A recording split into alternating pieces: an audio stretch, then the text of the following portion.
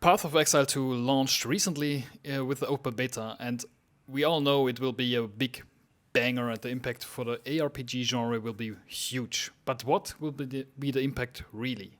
And what makes the game so promising? Let's dive right into it. Stefan, what is your critical hit? So, like you know, we are also into optimization in our bodies, so I have a critical hit too about that. A normal walking body temperature is 93 Fahrenheit or 34 Celsius. Are we human always sick? I think the human body. Yeah. So that's the critical hit because like normal body temperature is I think 36.5 Celsius and Fahrenheit I think 98 or something like that, for example. But Brian Johnson, if you don't know him, he's like the big boy in this industry. He has a normal body temperature of 93 Fahrenheit or 34 Celsius. So, and we have normal 36. So does it mean that we are always sick and have a lot of inflammation still? I definitely think that our body is all the time fighting against something. So the immune system is all the time active because it has to fight against bacteria and stuff like that. And when you think about our food and when you think about our liquids we take into our body, it's not perfect, and it's probably we don't know. We know so less about the human body. We don't know anything actually. We don't know what is the perfect food, and we don't know what kind of food we are made. Maybe because you hear also about people in the jungle, about tribes which don't have contact to civilizations and stuff like that. And there were also studies on those kind of people.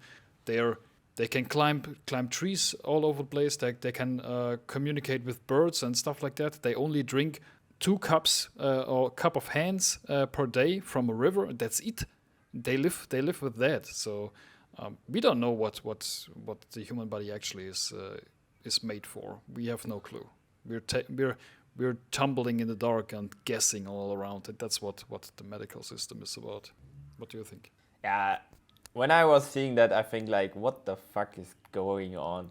Like, sometimes you think like he's a vampire, and with that he is proving that he's going into a vampire mode. So, and he also said like to have similar body temperature, we as a normal human, we need to go 1 hour in an ice bath to have this kind of temperature. So he is like 24/7 cold plunging. Just imagine, it's crazy. And yeah, like you said, we not know anything about us and what is actually normal. And if you think about, yeah, it's crazy that your body is always fighting in our situation. That's the case, and that's a big thing is when you think about all this medicine and all these parts which are researching and stuff like that. It's all fake. They research something and then they say publicly this is a fact now and this is the truth, but it's not. It's only the truth which a couple people said it's the truth, but it's only guessing. We don't know what is the actual truth. We don't know what's actual fact. It's only guessing, and it's only to the point of knowledge we at the moment have, and we at the moment have actually no knowledge. That's it. Crazy. What is your critical It's hit, crazy. Michael? My critical hit is a little bit more about gaming and the topic. ARPGs will be played mostly mobile in 5 years. So for all the people which Yes. are not knowing what are, ARPGs are games like Diablo, Path of Exile, these kind of stuff. So I think that could be possible, depending on where is the hardware. Is it the mobile phone? Is it something else? We don't know yet, but it can be potentially more mobile thing, yes. And I think you already played Diablo Immortal on mobile. I think it is a nice experience, and also like for example, even like Riot mobile game, even that is on mobile more interesting to play as than on PC. Like yeah. And no, Feels guys, more intuitive, yeah. And no, guys, I'm not a high spender in Diablo Immortal. I haven't spent it more than 100k, so don't worry about it. I'm a low spender there. But yeah, it's pretty interesting, and we talk a bit about that a little bit later as well. I have a question for that as well, but I think it could be possible. So I would say let's go further to the keyboard warrior. And Stefan, tell us what kind of comments were on our channels to give them a feedback. All right, our first keyboard warrior is, sorry if I don't spell it correct, Invisigov, and he write, and it was actually a comment war down our under our The video real comment war, huh? from World of Warcraft housing. So he was asking, why do so many YouTubers say herd, hearth, like herd? The Hearthstone. He means the herd. Does he mean the herd or Yeah, I think we the said Hearthstone. we say, how do you say to Hearthstone? Hearthstone? Because he says it's called Hearthstone. Hearthstone. Hearthstone. They pronounce it with the HA, Hearthstone. But we all the time say Hearthstone. Hearthstone. I don't know why we say Hearthstone, but Hearthstone. I think isn't it pronounced like that? Is it pronounced Hearthstone? I don't know. I'm not sure about that. Yeah, I'm not either. But half of the people said, okay, it's called Hearthstone. Half of the people said somebody calls it Hearthstone. Tell us in the comments. I don't know. Yeah, was funny. So our second one was Ionis 073 Ionis 08. Interesting name. So he did a pretty long comment, it was under our video, will new champions in League of Legends impact players? And he wrote, I feel like pointing out Dota exists and don't do many champs per year and still is popular, yes, more so with Asia, they blah blah blah.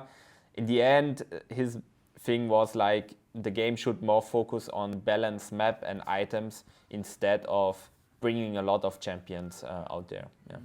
All right. He was also mentioning that Dota, for example, is only bringing 2 champs per year or something like that, right? Or something like that. 2 or 4, something like that. Yeah. Yeah. He was actually approving our point with too much champions, right? Yeah. A good opinion, and also my opinion in this kind of topic. But what do you think? Same, yeah. So these are our our keyboard warriors, and you can start down below this video now our comment war and saying what are your thoughts about these topics. Perfect.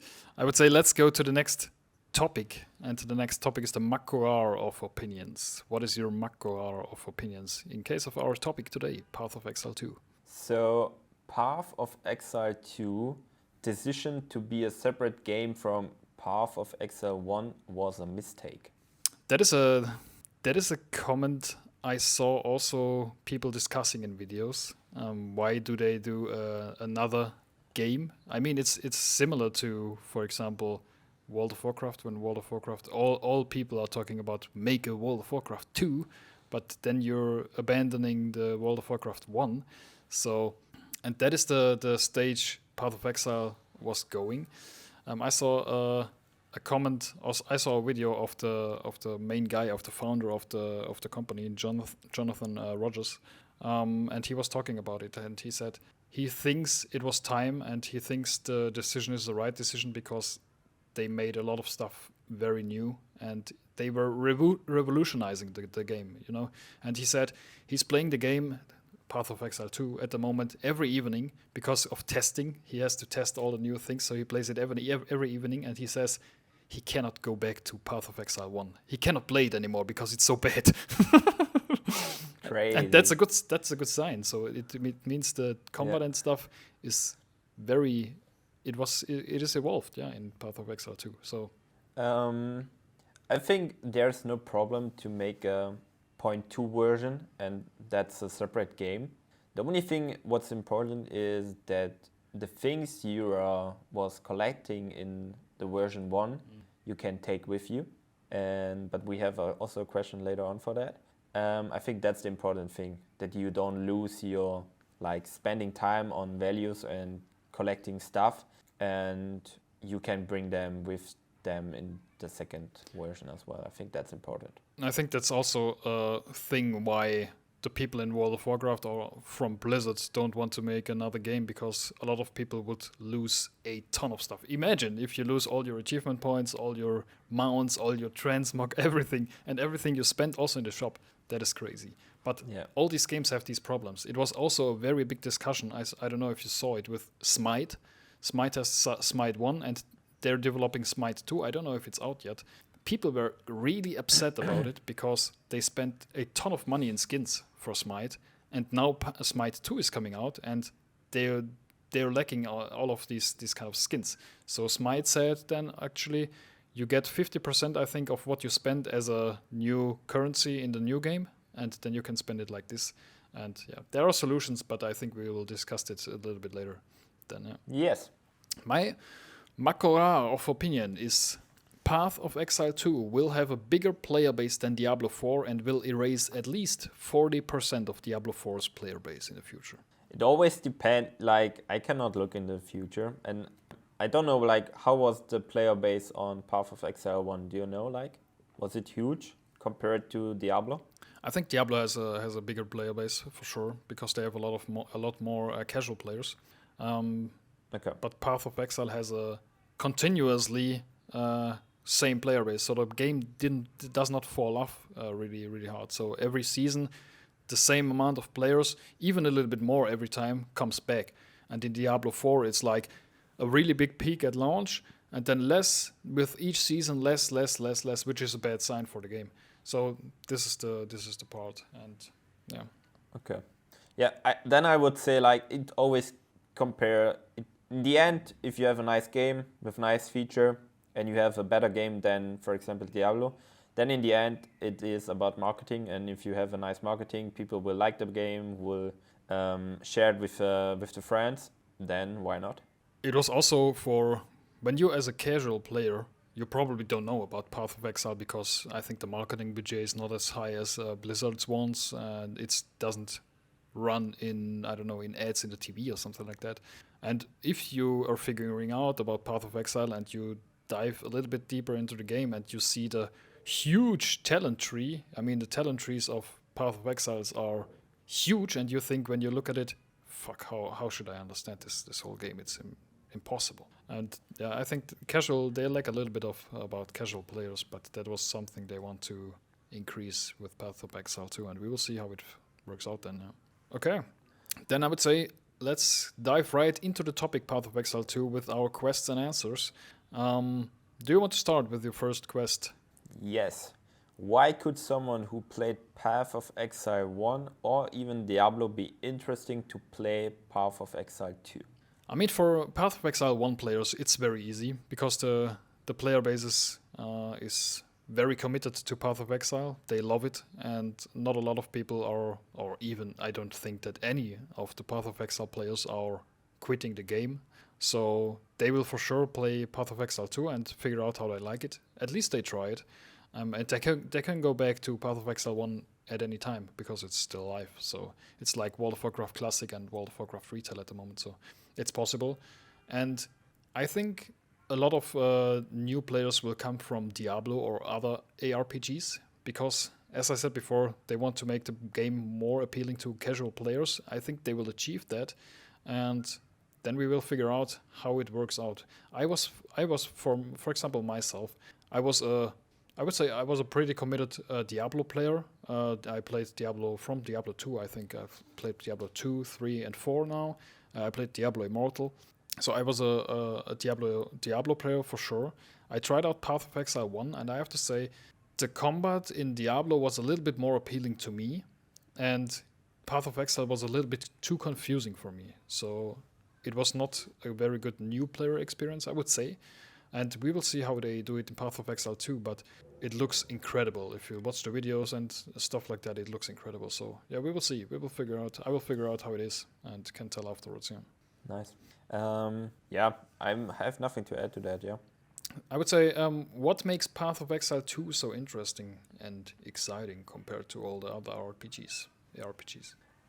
First of all, of course, you have a new campaign, so that's one thing, and also a new mechanics. So they're bringing, I think if I'm right, they're bringing a new talent tree out where you can go even further and do even more crazy stuff, where you can go like in different kind of ways. And I think that's also one of the important things, what is, for example, World of Warcraft at the moment not doing like good, because there is always one season where this talent tree is the best and there are no other options for playstyle, because if you do the other playstyle, you will missing DPS a lot and stuff like this. So if you have, for example, playing a mage, and you have 10 options to play a mage, and there's not only the one which is the best compared to DPS, because all of 10 making similar DPS. So I think that's more important, and if they're achieving that kind of thing, then it's, I think, pretty awesome. And also what is nice is that you can get your collective, like what you collect in Path of Exile 1, you can bring it to Path of Exile 2. I think that is definitely true. And what is very interesting, that you can also take talents in the talent tree from other classes to your class. So you can mix a lot of stuff with the talent tree. And I think talent trees should be there to fulfill the fantasy of the player, you know, not only be bound to something the developers gave you, but to be a little bit free and to express yourself with the class you want to play. And yeah, my opinion is all the time we are diving into these kind of games, into these kind of fantasy medieval games, to be creative and to live as a creature in this world with magic or with other skills.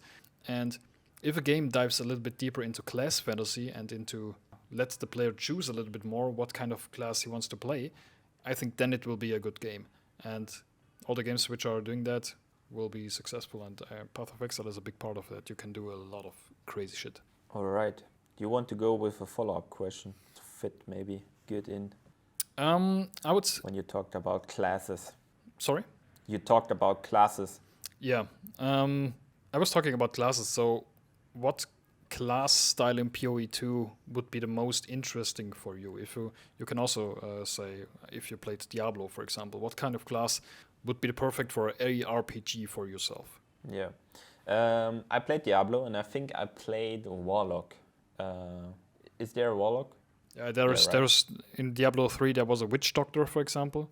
Yeah, I think that one. A Witch Doctor or Witch the Necromancer. Doctor. It depends. The Necromancer is the guy with the the Witch Doctor. Okay. I had frogs and like this kind of stuff. That was the Witch Doctor. Yeah. So I played that one because I like to summon things like, and I think what I would like to have is an Angel Lucifer version with controlling demons or something like that. So in Diablo you have the how is the name of the angel, the paladin. Paladin, yeah. So like a bad version of a light angel, and then bringing necromancer, maybe something like that into that. So something like that, I think I would compare something like that. You can do something similar in Path of Exile too.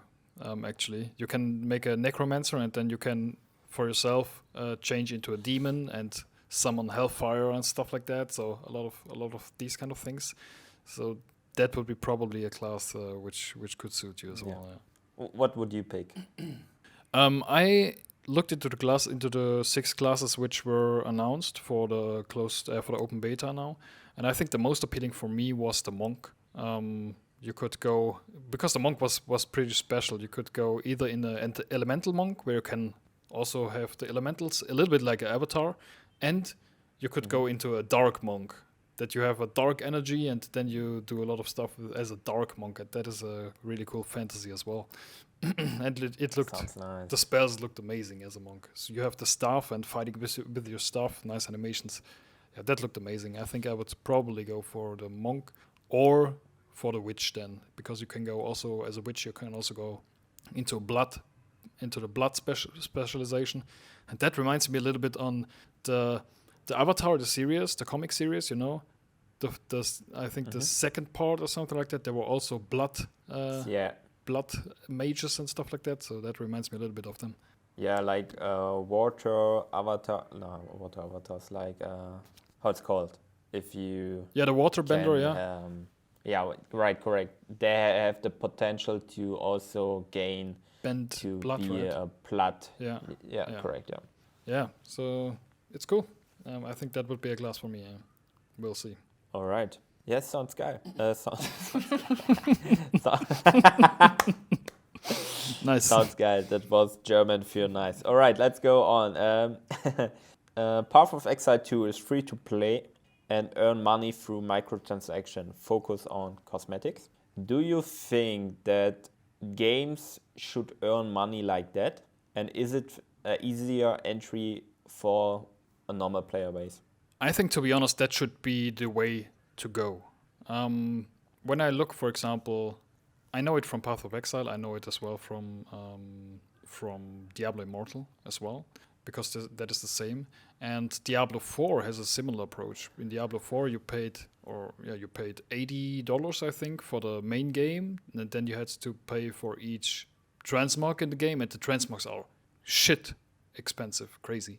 And then you have to pay for the expansions as well. So a new class come out and the new zones, you have to pay another, I think, $40 or something like that. So they take a lot of money.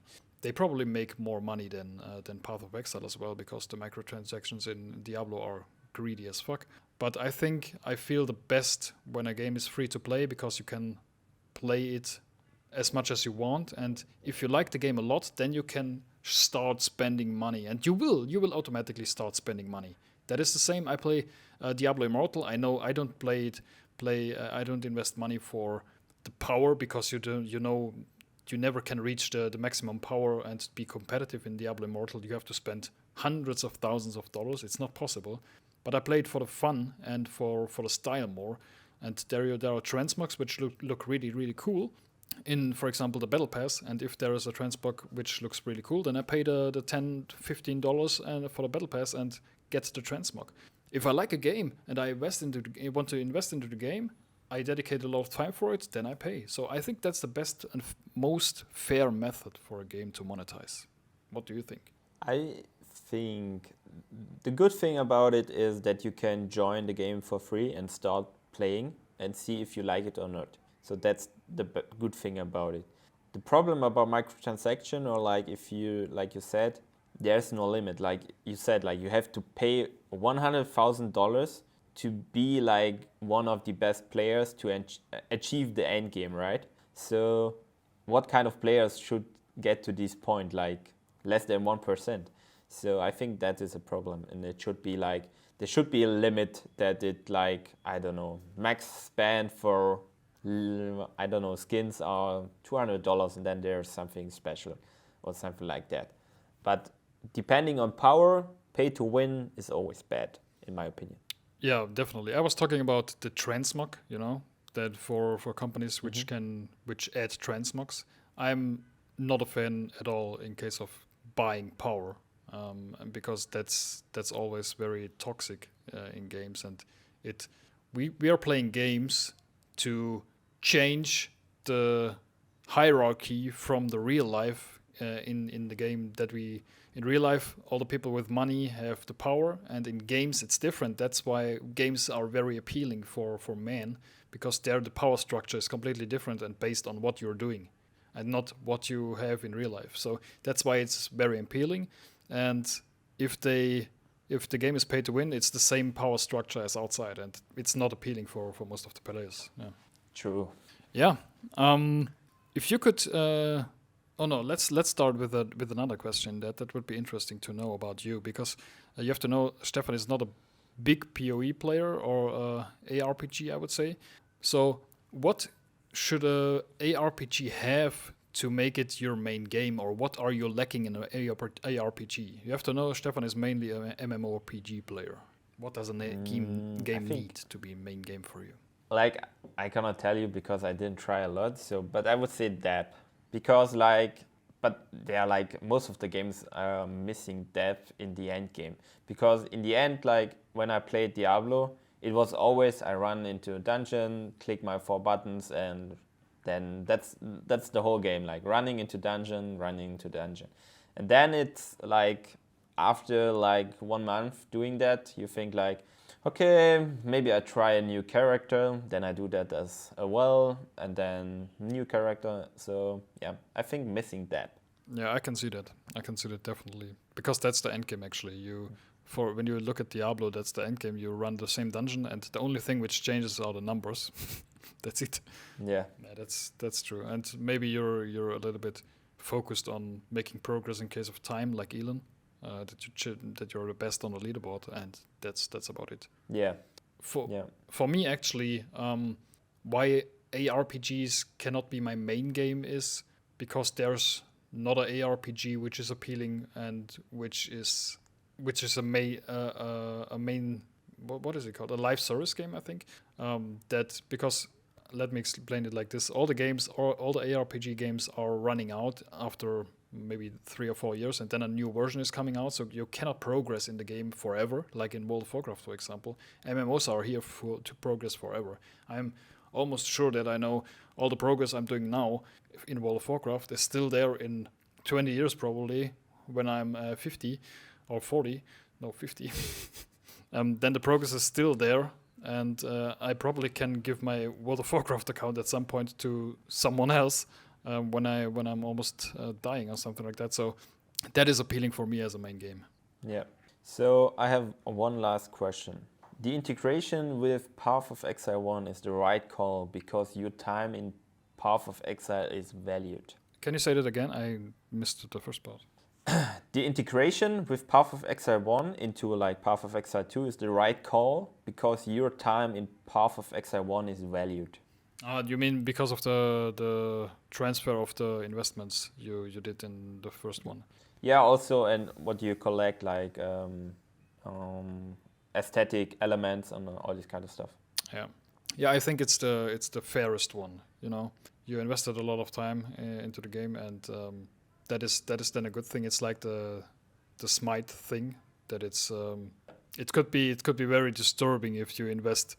There were players in Smite which invested, I think, $8,000 in skins or something like that, and then everything lost. That Smite 2 comes out, and you're standing here without anything, and that's a little bit bad. So they're doing a good job with it, and I know that the grinding gear games, they know exactly what their player base wants, and the symbiosis is very good in case of player base listening to players and implementing all these things. I saw an interview of Jonathan Rogers, one of the founders of Path of Exile, and how he was talking about game studios and all these processes and how they listen to players, and that they love to take risks in decision making. And he said all the time they took risks, it paid off, and it was very good. And all the time they were very conservative and didn't take risks, it was shit. So they do actually the complete opposite way of Blizzard in the past 10 years. So that's why they're very successful. And yeah, you see it in the numbers. The numbers of Path of Exile are rising all the time. So that's pretty good. Yeah. What do you think? Yeah, like I said, like in my opinion, that's the only thing what makes sense to integrate this kind of stuff. Even like why you don't integrate all the skins into the mobile version? Like, why do I have to buy again the same skins I have already in the normal version? So it doesn't make any sense. Yeah, of course they make money, but like you as a customer think like you're scamming me. So it doesn't make any sense. And even now you can still bring new skins out where you can make the same money again. But why do the customer has to pay 2 times? That doesn't make any sense. So, and that's why you then think, okay, that's not nice, and then you maybe leave the game as well. So they don't think about the long run, I would say. But yeah, Path of Exile is doing a great job, and also what you talk about taking risk. Better you taking risk, fail fast, and then change something later on, instead of going like all the other game studios and bringing all the same games and have no optimization or new integration, new mechanics, and where you challenge the old system. Yeah, true. I think that's a big part. So one last point for me is the point which I was cutting on a little bit earlier. Path of Exile will also bring a mobile version. Not the mobile version of Path of Exile 2, but a separate mobile version like Diablo Immortal afterwards, after the launch of Path of Exile 2, somewhere in the future, probably in the next 2 years. The question is for me, I played Diablo Immortal and it plays very well. The ARPGs are playing very, very well on the phone. You can play it very well. So what do you think about the point that I think in the future there should be and there will be crossplay for most likely all the big ARPGs with mobile and console. I mean, consoles are already here with Path of Exile and Diablo, so only mobile is missing. But mobile, in my opinion, is very strong in the ARPG thing. So why not crossplay? I think in this kind of situation or game genre, I think you can do that. Yeah, make the crossplay with mobile version, and yeah, makes a lot of sense actually. I would say, yeah, good point. Yeah, and you can. It's actually not different because you can use controllers on your phone as well. Controllers like at the Switch, which you tag in right and left and then play it. So then it's nothing different than a PlayStation, for example, or a Xbox. So there's actually nothing which could disturb that goal. So and the hardware is I think still good enough. You can lower it a little bit in case of graphics, but then it should be fine. And that's something I hope for the future that it happens. Yeah. Then I would say let's go to the last point, to the machine overload, and let's hear what AI has to say about this topic. Do you want to start? All right. So the introduction of dual specialization in the passive skill tree will be Path of Exile 2 most groundbreaking future, says. Okay, focusing on one of the features that's you can see that. So the AI is a little bit focused on quality of life, but there are a lot of new features which Path of Exile is implementing, and also with the city building. I don't know if you saw that. You can build a city there as well, level up the city. So a lot of cool things.